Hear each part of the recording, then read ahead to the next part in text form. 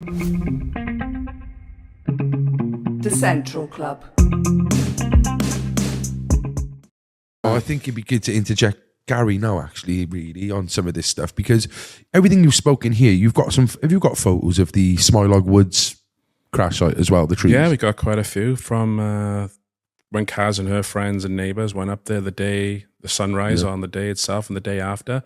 And since then, I've been going up there with other people and sometimes by myself just to keep an eye on things. And the crash site's still there. The trees are still burnt and marked and snapped. You can still see them. It's... Gary, what's your take on this case?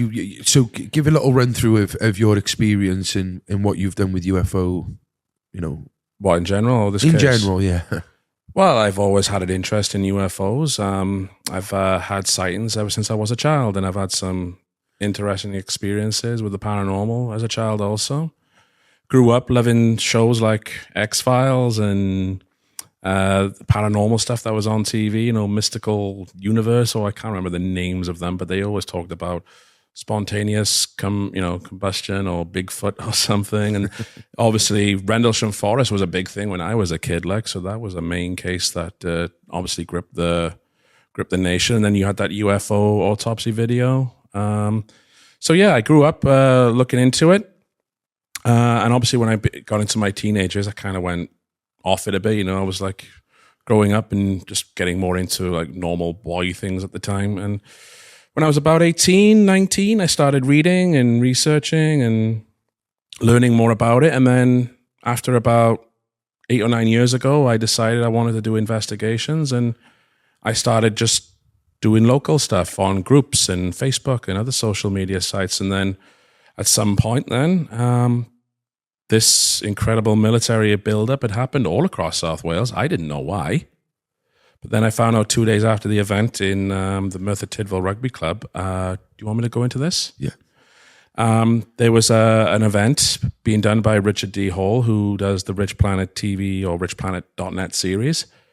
He was doing his tour at the time, and this one leg was in Merthyr Tydfil, and luck be have it, Kaz was at the event, and she was there to basically see if Richard would be interested in this. And he gave her the opportunity to speak during the Q&A. And we were all wondering about the military because we were all just chatting back and forth. But then Kaz just comes out with it. She was, quite, frantic, but she was composed and very strong in her words and, what she was saying. And she just told everyone in that room, this was not a military exercise. They waited for something, and then you told us about the craft and how it got shot down, and everyone in that room was just like, whoa, literally the atmosphere just became electric, and some people's jaws are open, just couldn't believe it. And then the microphone went around to a number of other people talking about blocked roads, talking about bangs, talking about the hospital. One guy was a nurse who worked there, or a doctor or something. The halls were shaking and it filled with smoke. And I was like, this is not a military exercise. You don't do these things over people's land like that. Not to that degree anyway. Sorry, so the people you were talking to at the event actually experienced stuff that night, like alarm bells were clicking off. Hang on, all that did that stuff, happen? yes. Okay, I see. And I knew right there and then I wanted to be a part of it. And we can probably get into this quickly, yeah? Obviously, I wanted to begin the investigation right away. But obviously at the end, Kaz was just being mobbed by everyone in the room. It's like 150, maybe 200 people in that room, and they're all around Kaz. I couldn't even work my way through them. And I had a lift waiting outside trying to get me to go home. And I was like, I want to speak to this person, but they got to get up early in the morning. So I was like, I have to leave. But I was kind of hopeful. Was that the missus? No, it was actually my father, but he, I think I'd split up with my missus at that time. Anyway, well, whatever. Anyway, I went online the next day and I just wondered, does anybody know who that lady was? I believe Kaz was her name. Can anybody put me in contact with her? I started looking for information online. I just really got into it, but I didn't know where to begin. I obviously needed Kaz's input, and for 20 months it took. And I was like, I know how to find people and find information on the internet, on social media sites like Facebook. I think MySpace was still going at the time. And then obviously other ones like YouTube and all that. Couldn't find her anywhere. even though she had an account, she was commenting on Wales Online, and I just kept putting it out there in UFO groups, on friend, and some of my people who were friends on my account, obviously I had her as a friend, but it's like the message wasn't getting out there. Does anybody know Kaz Clark?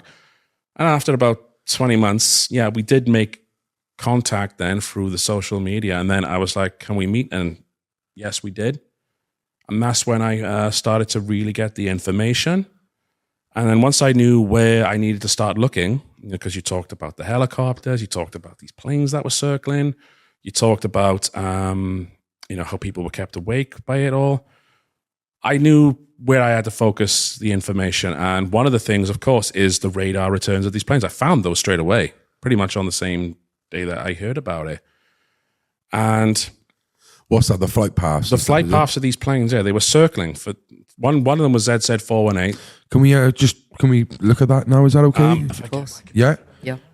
So I'll just go here, innit? Yeah. Next. Wow. So what path is this one here? The circle. Sorry, I just need to get this up a sec, but this computer's gone off on me. Oh, wait, 0891. Okay, yes. Okay. That's ZZ418 or Snake 48. Bearing in mind that these planes circled one at a time for 3 days and 3 nights continuously. They're waiting for something there. All day and all night. And very slow. One of the things I remember thinking was that if they went any slower, they'd fall out of the sky. They were there just... How high would you say they were? They were very low. They came very low. It's quite deceiving, really, but maybe only a few 100 feet up. Helicopter heights, Yeah. Chopper heights. Yeah, exactly that. So much so that at one point we were stood at the end of David's driveway and we looked up and the pilot could see us looking at him. And so he's flown out Excuse me. almost towards Llantrisant and then flew back again, almost like a fly was attracted to something, and stayed in that area. But when it goes on all night and it's flying over your house every 15 minutes. Yeah, so I'm looking at here, say you've got the circles. Yeah, there are two. You see these these lines though, they're like shoot out, see these ones here, it's like one flight path that comes out from nowhere. Is that where this go into probably That's even when it's coming in. Refuel and stuff. And it's constant then, really, isn't it? Yeah, this is something I discovered pretty much straight away. You can see the flight path. Sorry, you can see the flight paths there. The one plane, the ZZ418, just continuously does circles, whereas the one that is codenamed Jackal, he tends to do more like a figure eights or like a zigzagging kind of pattern. And it's clearly obvious that they're looking for something because I was able to track on the radar that the initial plane, ZZ418, the one that's part of this iStar program, and I can talk about this in a moment, it came from North England first, from RAF Leeming. Then it went down to someplace like Cornwall, started to circle. Then it seemed to come up a little bit on the 22nd now, around the evening time, and circle around Plymouth. And then for some reason, we know now, it came up to Penturk, and I never left there for 3 days and nights. I'm going to bring this up because when we were looking into the military timeline, I got a couple of things I can show you. A lot of people have asked the question, like, how do we know so much about the military and what aircraft were up that night? Well, because I put a lot of work into it and find out what they were. Now, there's a website you can go to. It's called fightercontrol.co.uk.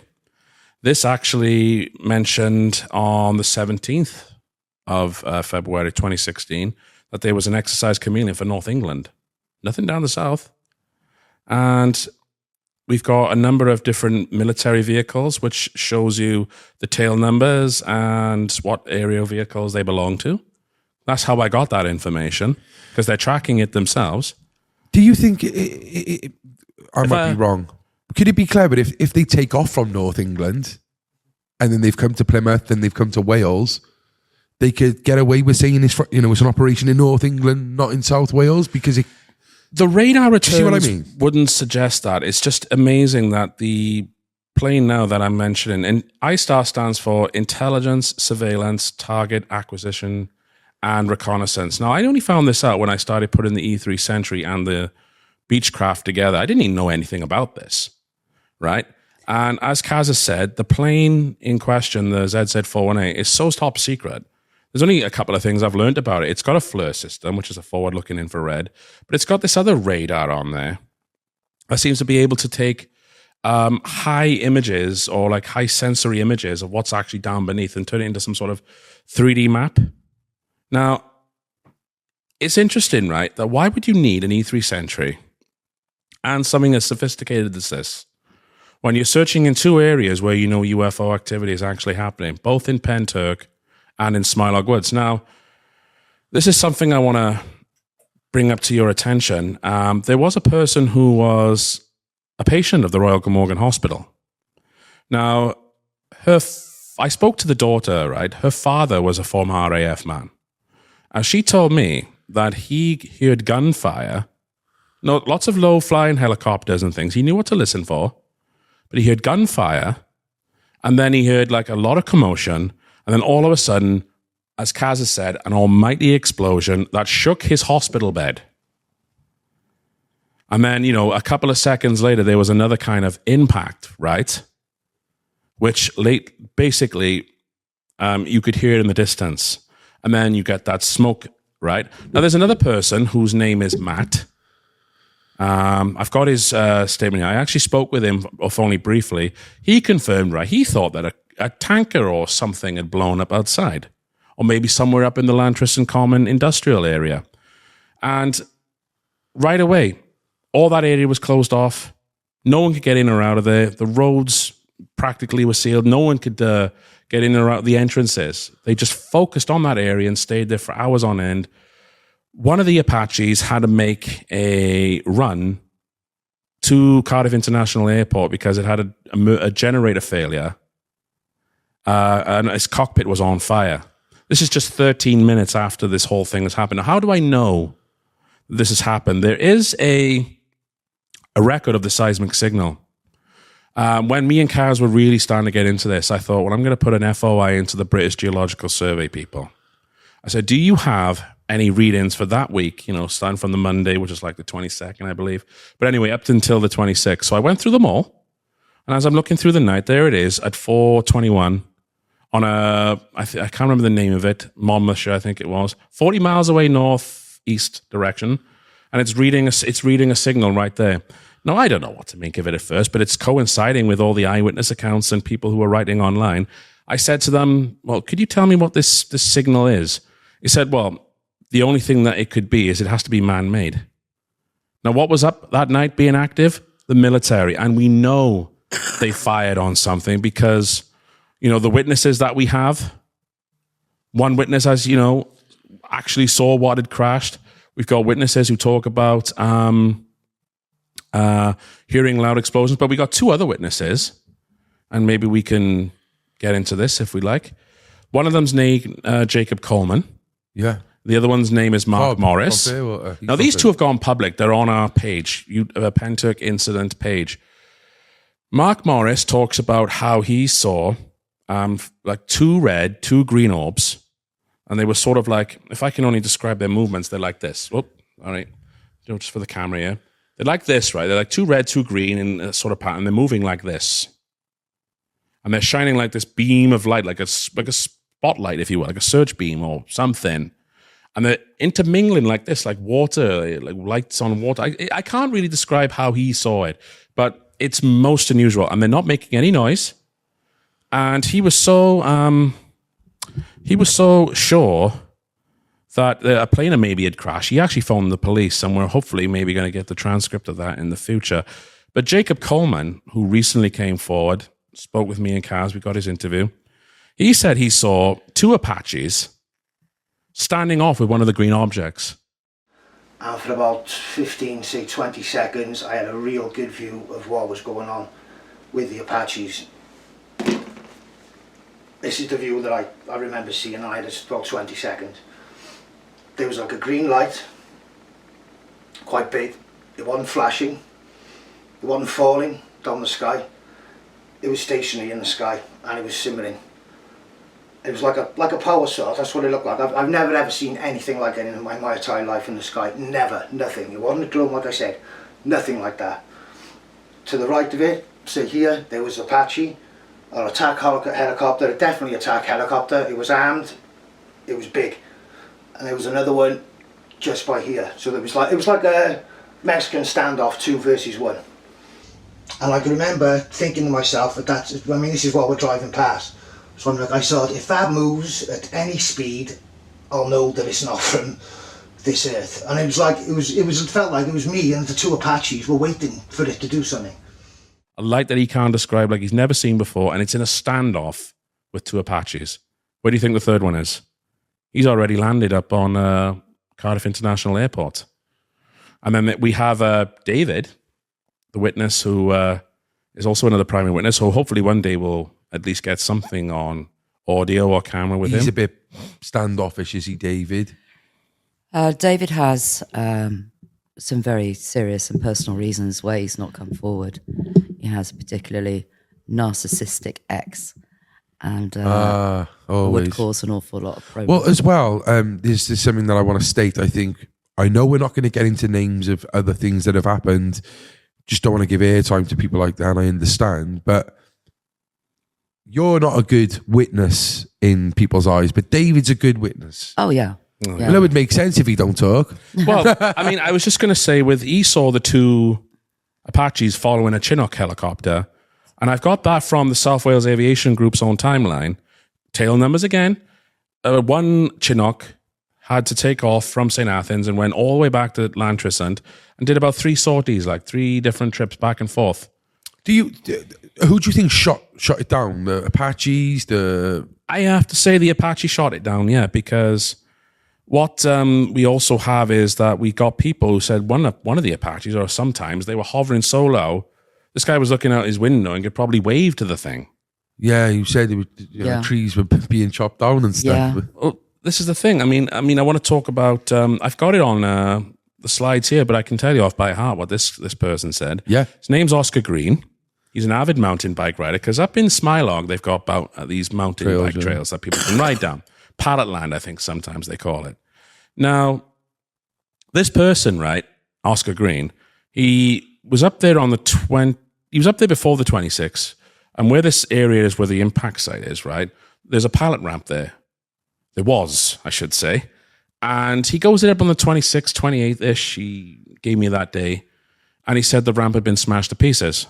I mean, not just broken in half, I mean, it's literally in bits. And I asked him, well, do you know what caused that? He said the trees were all broke too. He said, do you know what caused it? I said, I don't know, I thought the council had done it.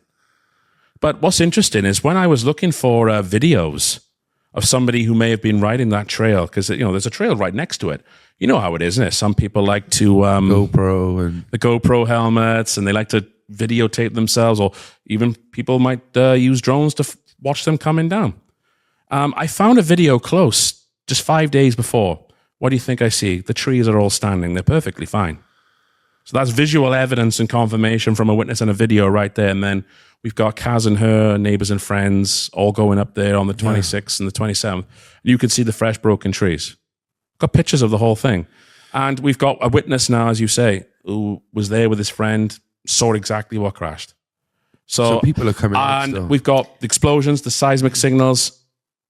I think when it comes to this portion of the case, this is just one of the most strongest parts of the evidence. It's so strong now. Whereas before we just had, we had some good witnesses and some broken trees. Now we've got everything we want, except maybe a military whistleblower. But hopefully, in someday time, we might get that. The Central Club.